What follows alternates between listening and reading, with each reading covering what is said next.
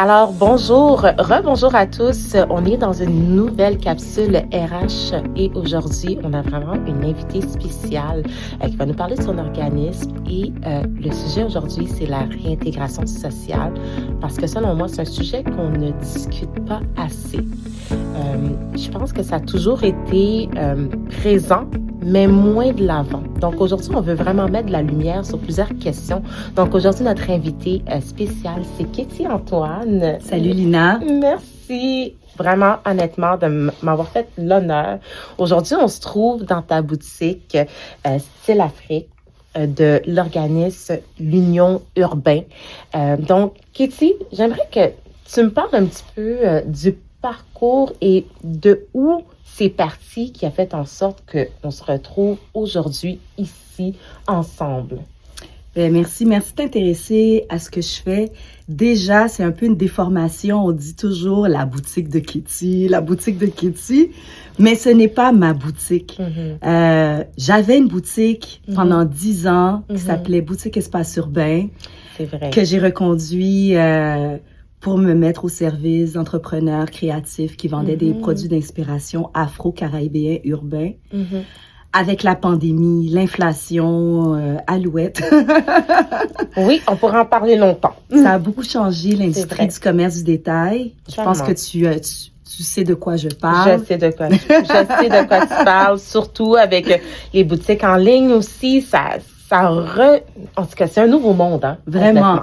On est toujours dans le système capitaliste, démocratique, tous ces beaux adjectifs. Totalement. Mais la dynamique est vraiment en train de changer et on le ressent non seulement dans nos portefeuilles, mais on le sent aussi quand on prend le métro, quand on va à l'épicerie, nos conversations, que ce soit avec des collègues de travail, des amis ou des membres de la famille. Il y a beaucoup d'inquiétudes par rapport à l'avenir. Et Union urbaine, l'organisme culturel et social que j'ai cofondé en 2019, c'était un peu, ma réponse à tout ce climat incertain. Je suis non seulement une entrepreneur sociale, mais je suis aussi une artiste visuelle, professionnelle. Je suis également animatrice. On me voit à la télé, on m'entend à la radio.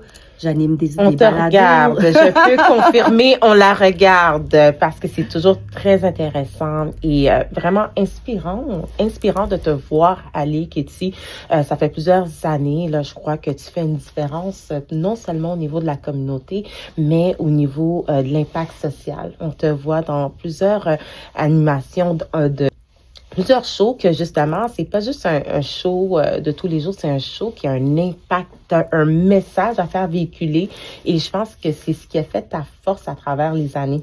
Je te laisse continuer, j'arrête de t'interrompre. Non, mais j'aime t'entendre parce que on entend rarement justement l'impact qu'on laisse derrière nous. Moi, je suis très concentrée sur ma définition du succès, l'épanouissement de mes enfants, moi, continuer à être proche de ma transformation. On est en constante évolution. Totalement. Mais à travers tout ça, comme tu l'as dit, je suis contente que tu l'aies mentionné, j'ai des convictions et j'ai vraiment envie de les articuler. Je veux faire partie de ces gens qui peuvent changer les choses ou du moins inspirer les gens qui changent les choses. Je peux te confirmer que tu le fais et je t'en remercie énormément et je te remercie au nom de tous aussi parce que c'est pas juste moi que tu inspires, c'est une communauté en entier et pas juste la communauté, c'est tout le monde. Différente, Katie. Merci beaucoup. Je suis contente d'être avec toi aujourd'hui parce que ça fait longtemps que ça me trotte dans la tête. Ça fait longtemps que je veux qu'on s'assoie. Je te vois depuis que je suis jeune, hein, depuis que je suis... Puis, tu sais, je parle comme si que je suis petite puis on a 20 ans, 40 ans de différence. C'est loin de là. Non, c'est très près de là. C'est parce qu'elle vieillit pas. Elle est tombée dans une fontaine de jouvence puis elle va me donner le truc tantôt hors caméra. Ça doit être pour ça.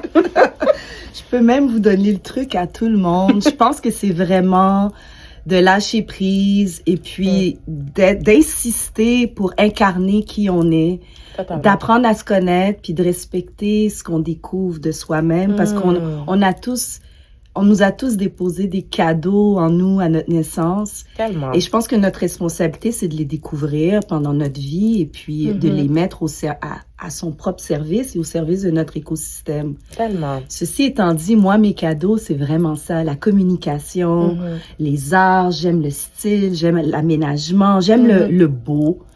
Et j'aime aussi, j'aime parler et j'aime défendre les plus vulnérables. Ça fait partie de qui je suis. Depuis la petite école, je fais partie d'organismes comme Club 2 tiers. J'écris à travers Amnesty International à des prisonniers. J'ai des pen pals. Je suis très intéressée à l'autre. Alors, c'est pas un hasard qu'aujourd'hui, j'ai eu envie de cofonder un organisme culturel et social. Moi, personnellement, à travers les différents contrats et écosystèmes que j'ai à fréquenter, soit à travers mon métier d'animatrice, graphiste, ou consultante, directrice artistique, coordonnatrice, je me suis souvent retrouvée dans des situations où j'étais très vulnérable dans ma carrière, où je me voyais répéter des cycles de précarité et je sens que c'est pas nécessaire. Donc, avec 2 amies artistes afrodescendantes, on a cofondé Union urbaine pour comme venir à notre défense, avoir un organisme où on peut se retrouver en tant qu'artiste émergent, non seulement être accompagné, mais aussi faire défendre nos droits, aller chercher aller chercher ces outils qui font taire notre syndrome de l'imposteur. Parce que souvent, on est dans des écosystèmes où on amplifie ces voix-là, on amplifie nos insécurités et je le vois et j'ai envie de contrecarrer ça. Donc, ceci étant dit, en 2000... C'est parce que c'était trop profond. On voulait... Tu sais, c'est des genres de situations, des informations que tu donnes, Katie, que justement, l'auditoire veulent savoir, veulent comprendre. Parce que on a beau mettre des choses en place, j'ai souvent cette impression-là que c'est un cycle. Puis c'est difficile de sortir de cette boucle-là. Mais bref, on aura l'occasion de faire d'autres rencontres pour qu'on puisse peut-être mettre un petit peu l'emphase là-dessus parce que je pense que c'est important qu'on en discute. Puis des fois, il y a des petits biais inconscients aussi par rapport à tout ça. Et le mot que j'ai envie de dire tout de suite après ce que tu viens de dire, c'est l'audace. Il faut oser. Et à chaque fois que j'ose, il y a toujours, mais encore aujourd'hui, cette petite voix qui me dit, mais pour qui tu te prends? Et je me rends compte que cette voix-là, c'est pas la mienne. Des fois, c'est la voix d'un parent, d'un adulte, d'un patron. Des traumas passés. Oui, puis il faut vraiment décortiquer ça, puis reconnaître que c'est pas notre voix. Puis c'est ce que je m'efforce de faire pour moi-même. Et je me dis, la meilleure façon d'inspirer, d'apporter sa pierre à ce mur qu'on est en train d'ériger collectivement, c'est d'être vraiment le plus authentique possible. Puis l'authenticité, c'est d'être soi-même. Donc, si j'arrive pas à incarner la personne que je dois être, comment je peux contribuer à la société? Et cette personne, ben, écoute, moi, j'ai pas fait d'études en RH, j'ai pas fait d'études dans tous ces écosystèmes d'organismes coopératifs. Donc, j'ai vraiment été chercher de l'information, imaginer aussi comment ça pourrait s'articuler dans l'écosystème, dans ma vie, comment expliquer ce que je veux faire. Puis ça prend du temps. L'université de la vie est, selon moi, autant bénéfique. C'est de la façon qu'on utilise l'information puis qu'est-ce qu'on décide d'en faire. Oui, exactement.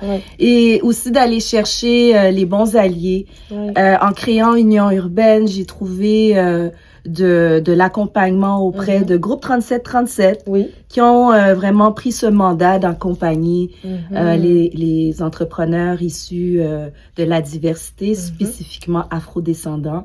J'ai aussi trouvé de l'aide auprès de d'autres organismes, Microcrédit Montréal, Yes Montréal. Je le mentionne parce que c'est important. On n'arrive pas, de cet écosystème ils font partie de l'écosystème qui m'aide et qui peut vous aider vous aussi. Oui, totalement. Donc, on revient un petit peu parce qu'on pourrait en discuter longuement. Katie, moi aujourd'hui le sujet que je voulais parler avec toi, c'était vraiment l'intégration sociale. Ouais. Comme j'expliquais un petit peu tantôt, c'est que c'est pas que c'est tabou, mais c'est quelque chose qu'on en parle moins, qu'on met moins de l'avant, puis que, veut pas, il y a quand même une certaine crainte qui est associée à l'intégration sociale pour certains employeurs. Et j'aimerais que tu me dises, qu'est-ce que c'est pour Union Urbain, l'intégration sociale? Juste pour t'expliquer un peu, là, le cheminement d'Union Urbaine, on a été fondé en 2019. Quelques mois après, on tombait en pandémie. On a pu se faire accompagner par Groupe 3737 pour étoffer notre gouvernance. On a aménagé dans nos premiers locaux qui étaient aux ateliers 3333. Donc, on avait un espace là où on a commencé à reconduire nos premiers programmes. Donc, notre premier programme, c'est Fabricard. Fabricard. Oui, c'est une série de workshops où les gens, les citoyens ou les artistes émergents, animateurs culturels peuvent venir prendre des cours en créativité, bien-être, lecture, écriture. On avait vraiment une série de 5 cours. Et avec la fermeture de Boutique Espace Urbain l'été dernier, Union Urbaine a eu envie de continuer cette idée d'avoir une boutique où on peut retrouver tous ces produits qu'on aime tant, d'inspiration afro-caribéen urbain. Et Boutique Espace Urbain avait comme locataire la coopérative Style Afrique, qui était le collectif de couturiers issus de pays africains pour qui pouvaient vraiment travailler, donner des cours, vendre leurs produits. Et je trouvais ça vraiment dommage, avec le CA, on trouvait ça vraiment dommage que ce service disparaisse. Donc, avec la responsable qui s'appelle Mama Anne, la responsable de Style Afrique Coop et le CA de Union Urbaine, on a décidé de se mettre ensemble et d'aménager ici au 6649 pour présenter l'atelier boutique Style Afrique, à travers lequel on offre l'insertion sociale. Voilà. L'insertion sociale, en ce moment, elle est offerte à un collectif de couturiers de pays africains. Ils sont au total de 7.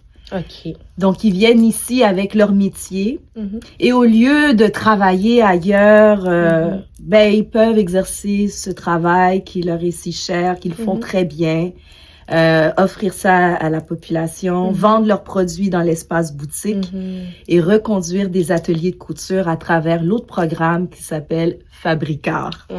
Tellement de programmes. Mais voilà, mais c'est à travers J'aimerais savoir qui sont-ils, ces personnes-là?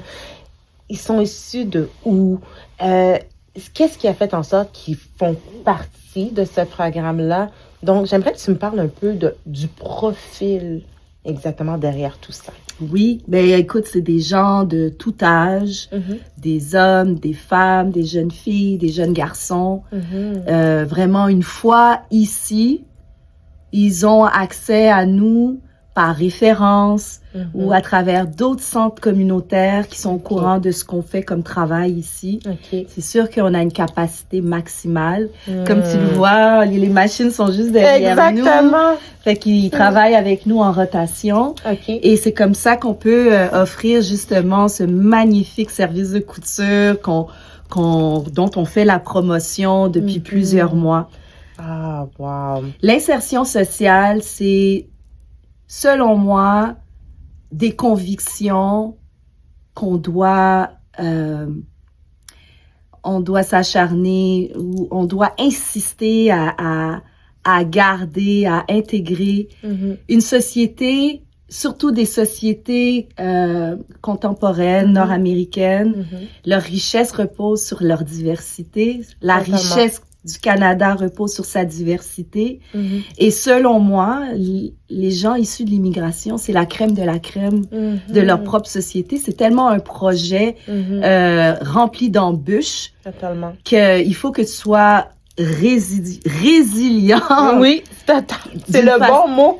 Et tu le sais, toi-même, tes parents viennent d'ailleurs, moi, je viens d'ailleurs. On a vu les sacrifices que ça prend. Moi, selon moi, à mes yeux, c'est la crème de la crème d'une société. Surtout ceux qui arrivent à non seulement s'intégrer, mais à créer de l'employabilité, à proposer d'autres écosystèmes dans le pays d'accueil. Donc, moi, c'est vraiment ma conviction. Il faut redonner. On peut pas juste être dans ce système pour prendre, accumuler. Il faut vraiment que la roue continue de tourner. Il faut avoir un espace d'accueil, un espace de transmission du savoir, que ce soit dans son entreprise, si on est chef d'entreprise, que ce soit dans nos écosystèmes, entre camarades. C'est vrai. Je pense que c'est vraiment important d'avoir cette bienveillance les uns envers les autres. Et des fois, je remarque que ça nous glisse entre les doigts et puis on vit les conséquences de ça. C'est un peu ma prochaine question parce que souvent, quand on parle d'intégration sociale, réinsertion sociale, première chose que les gens, qu'est-ce qui va venir en tête, c'est il sort de prison. Il est allé en prison, qu'est-ce qu'il a fait ou quoi que ce soit, mais ça va au-delà de tout ça. Ouais. Et souvent, comment qu'on fait aujourd'hui pour changer ses convictions? Comment on fait pour éduquer les gens, surtout les employeurs, à voir justement qu'à travers, quand on parle de réinsertion sociale, ça va au-delà de tout ça. Comment toi, tu véhicules ce message-là? Comment tu fais? Ben, je pense qu'il y a on peut jamais se tromper en mettant en lumière des success stories. Il y a beaucoup plus de success stories que d'histoires dramatiques. Mais malheureusement, l'être humain est ainsi fait. On carbure au drama. On aime ça. Comme on dit, un client pas content, ils vont être au courant. Il y en a 20 autres qui vont être au courant. Mais un client content, ça s'arrête à... J'ai eu un bon magasinage aujourd'hui. Ça passe presque inaperçu. Exactement. Puis, ça fait pas son chemin comme le contraire. Exactement. Puis ça peut nous permettre de parler un peu de ce qu'on appelle la discrimination positive ou les programmes qui sont en train de fermer d'EDI pour la diversité, l'intégration, l'équité. Totalement. C'est, selon moi, important. Ça peut pas être conduit de n'importe quelle façon. C'est sûr. Parce qu'à la fin de la journée, la compétence doit être au rendez-vous. Totalement. Mais selon moi, ça permet d'entrouvrir la porte aux gens qui sont boudés, disregard, comme on dit, par leur apparence et on n'arrive même pas à aller gratter la compétence. Donc, on est encore, selon moi, dans une société où on a besoin de ce genre de programme-là. Tu vois, tu me parles de peur quand on parle d'insertion sociale. Ben, tout ça, c'est les petits frères de ces programmes-là, de la discrimination positive. À chaque 10 ans, ça porte un nom différent. Mais c'est parce que c'est nécessaire. Il y a plusieurs fenêtres, portes d'apprentissage. Il y a l'école, il y a... avoir un mentor, se faire accompagner, ben les entreprises privées ou bien les autres modèles d'entrepreneuriat font aussi partie de cette solution et selon moi devraient s'octroyer ce devoir, c'est une façon de redonner à la société. Totalement. Donc si comment une personne qui veut justement faire partie de ce programme ou non, on va reformuler. Comment un employeur qui voudrait s'intégrer, voudrait emmener ce type de programme-là dans son entreprise, quelles sont les étapes qu'il devrait faire? Ben, premièrement, déjà, le vouloir, c'est la belle première étape. Après, il y a des consultants. Il y a des consultants auprès des bailleurs les Le bailleurs fonds. de fonds, que ce Mhm. soit les groupes que j'ai mentionnés, Groupe 3737, Mhm. euh, Microcrédit Montréal, Yes Montréal. Là, c'est les trois qui me popent à la Mhm. tête parce que j'ai fait affaire avec eux. Mhm. Ils peuvent vous accompagner en tant Mhm. qu'entreprise, entrepreneur, à changer votre état d'esprit parce que c'est Mhm. aussi une culture d'entreprise à changer. Totalement. Puis je pense que c'est quelque chose à faire petit à petit Mhm. pour que ce soit pérenne. Et comment tu t'assures que ces gens qui, justement, font partie de ce programme-là se sentent intégrés au niveau de ton organisme? Parce que l'intégration, tu sais, des fois, on en parle peu, mais la réinsertion, c'est une chose, mais par la suite, les intégrer à cette réalité au niveau de l'organisme, selon moi, il y a un cheminement qui doit être fait, il y a un plan qui doit être émis. Comme toi, ton organisme fait pour intégrer ces personnes-là, pour qu'ils se sentent bien? Est-ce qu'il y a des suivis? Est-ce que il y a des plans d'action qui sont émis avec ces gens-là pour les permettre justement de pas se sentir juste que on leur a trouvé une place, on leur a tiré une chaise, maintenant tu peux t'asseoir, let's go. Mais quel accompagnement est fait à ce niveau-là? Je te dirais que moi, mon plus grand outil de travail, c'est l'écoute. Je suis très à l'écoute de chacun d'entre eux. Je suis pas toute seule. Il y a des professionnels qui travaillent avec nous, tous sur une base bénévole. En plus, Il faut le dire. c'est important. Donc, c'est vraiment de l'accompagnement, beaucoup d'écoute et d'ouvrir son carnet d'adresses, d'ouvrir ses références, ces endroits où ce que Totalement. on peut les envoyer, que ce soit des questions de logement, de papiers gouvernementaux, des lettres de référence. On est vraiment là pour chacun d'entre eux. Ce sont des personnes qui ont des prénoms, qui ont des histoires, qui ont laissé des familles, des fois derrière, des enfants. C'est des jeunes qui viennent étudier, qui ont souvent des enjeux. Des fois, ils se font pas bien comprendre. Fait que c'est vraiment un accompagnement humain. Exactement. Et être à l'écoute du besoin. Parce que des fois, on essaye d'être au-devant, mais c'est vraiment la personne qui peut te dire de quoi qu'elle a besoin.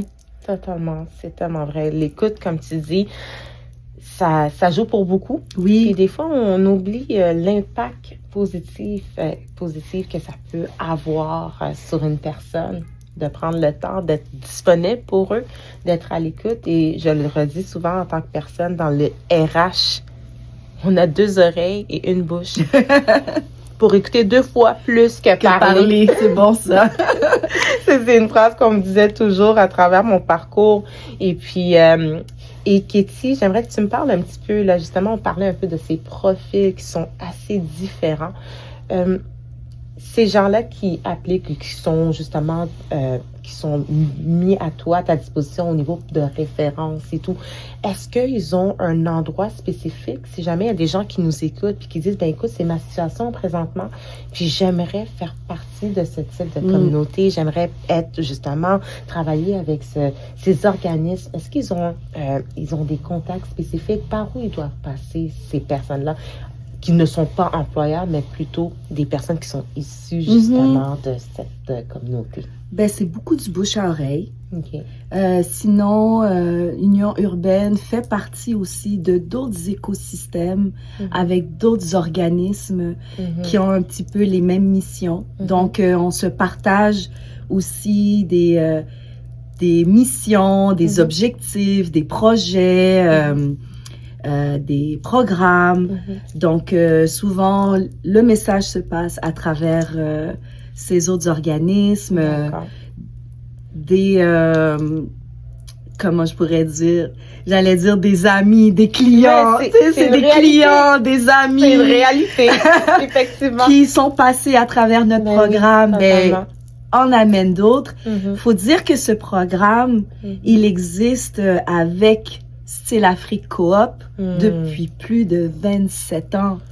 27 ans. Ouais, alors Union urbaine est comme venue sublimer, combler, apporter du renfort au programme déjà existant. Parce qu'à l'époque, avec Mama Anne, la responsable de Style Afrique Coop, elle ne pouvait prendre que 3 personnes à la fois sous son aile. Et avec Union urbaine, ben, on a pu tripler ce nombre. Wow.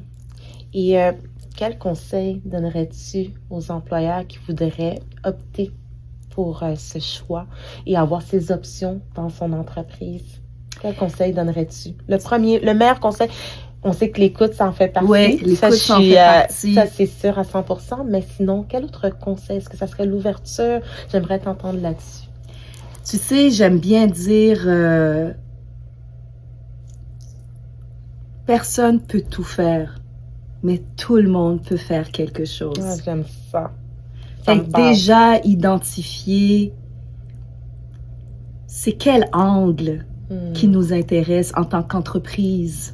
C'est vrai. Ah, j'aime ça. Parce que pour pouvoir donner, il faut que sa coupe soit pleine.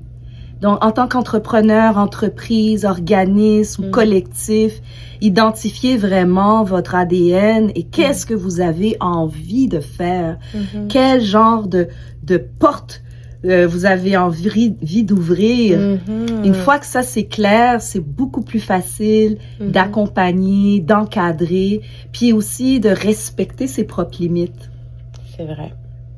Fait que moi, c'est le premier conseil que j'aurais envie de donner. Et de se donner comme un guide, un guide, une procédure, parce que c'est facile d'oublier pourquoi on fait ça. Alors comme ça, à chaque fois qu'on se trouve devant un carrefour, devant des difficultés, parce que tout projet comporte son lot d'adversité, de surprises. Totalement. Comme ça, on peut retourner sur pourquoi on fait tout ça, c'est quoi qui nous motive, la raison qui nous a emmenés. Nous amène, et puis se donner aussi des objectifs à long terme. C'est d'encadrer ce côté altruiste, parce que ça peut être épuisant aussi. C'est vrai. Donc, d'être clair avec soi-même. Ben, merci énormément, Kitty, pour ce beau podcast aujourd'hui, cette belle capsule et de m'avoir offert ce temps. Ça a été tellement enrichissant. J'ai pu apprendre beaucoup de choses et je suis sûre que vous aussi, là, vous avez pu apprendre des belles choses là-dessus. Et je pense que vraiment, comme je dis toujours, tu es une personne extrêmement inspirante. Je pense que t'es une forme de contact, je pourrais dire, pour les gens qui peut-être auraient des questions là-dessus, qui peuvent se prendre le temps de venir te voir aussi à ta boutique. Oui, ici. on est vraiment ici, quoi, moi, l'équipe. Le Style Afrique, c'est quoi les heures d'ouverture qu'ils peuvent voir? Je vais vous montrer un peu les images de ce qu'ils ont, les arts, parce que c'est vraiment magnifique, c'est quelque chose. C'est comme toi, c'est riche en couleurs. En plus, ce que je porte, c'est de Style Afrique. Exactement, parce que riche en couleurs, c'est beau. On mélange beaucoup les tenues plus contemporaines avec les créations des couturiers, couturières. C'est rafraîchissant. Tu rentres ici, puis c'est rafraîchissant. Tu te sens comme... on dirait que tu retrouves tes repères. Donc, tu sais, moi, vraiment, là, je pousse les gens à venir vous voir ce que vous faites, la beauté des choses que ces gens, justement, les personnes en réinsertion, qu'est-ce qu'ils font, parce que c'est de toute beauté. Et puis, j'ai filmé quelques petits B-rolls aussi, comme ça, je vais pouvoir vous montrer, mais c'est vraiment magnifique. Donc, merci. Moi, j'espère que je vous ai donné le goût d'aller chercher de l'information sur les autres modèles d'entreprise. Totalement. Oui, il y a les entreprises privées, incorporées, enregistrées. Totalement. Mais il y a aussi des modèles d'entreprise qui sont là pour aider. Mais pas juste aider, parce que, tu sais, on pense toujours à coopérative, OSBL, OBNL. Moi, je suis en affaires pour faire de l'argent. Mais il y a la possibilité d'être en affaires pour faire de l'argent. Et en même temps. Aussi contribuer à l'épanouissement de son écosystème. Il y a de très grandes entreprises connues québécoises qui sont des coopératives, des organismes à but non lucratif. C'est vrai. J'ai eu envie de m'inspirer de ces modèles à succès et de voir de quelle façon, justement, mes convictions peuvent enrichir un modèle d'affaires. Fait qu'hésitez pas à venir nous rendre visite ici, moi, l'équipe, au programme Style Afrique, qui est un atelier boutique situé au 6649 Plaza Saint-Hubert, à 2 pas du métro Beaubien. Et je vais mettre l'adresse ci-dessous aussi pour m'assurer que vous venez les voir. Donc, merci à tous et on se retrouve dans une prochaine capsule. Merci, Bye bye. Lina. Merci à toi.